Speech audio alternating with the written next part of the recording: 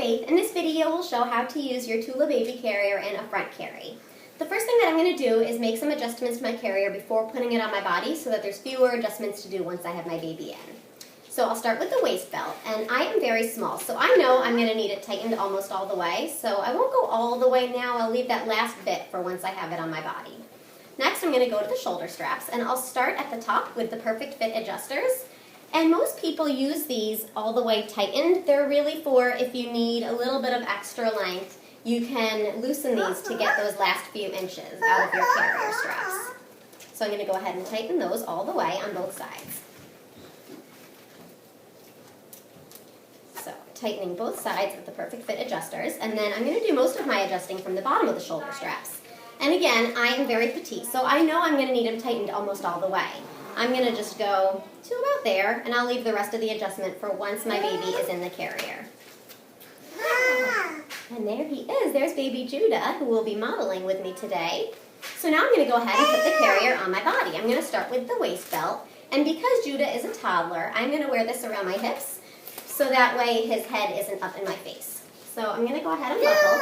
I'll take the buckle through this elastic loop, and then make sure that it snaps.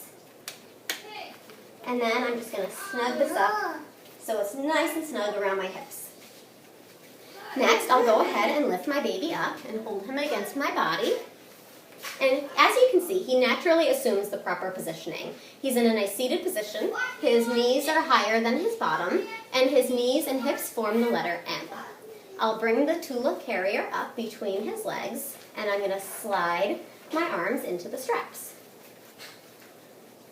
So again, another note about positioning. See how the Tula supports that natural positioning of his body. You can give him a little jiggle down into the carrier if you need to. So this supports that positioning very well. And I'd like to discuss sizing for a moment.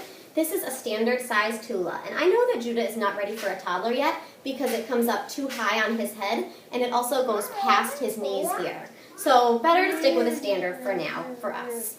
So the next thing I'm going to do is I'm going to fasten my chest clip, which can be difficult for some people to reach. But I'm going to go ahead and find that. And I'll go ahead and buckle it. Again, you want to make sure you hear that click. And then if it needs to tighten it all, pull it this way. And then lastly, I'll just snug up my shoulder straps if needed. So they come here and just give a little bounce and pull.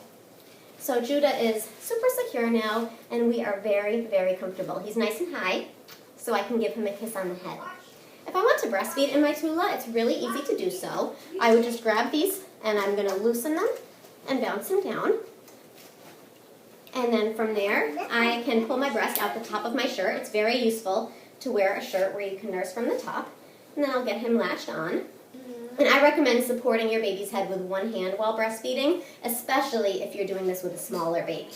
So you would support their head while they're nursing.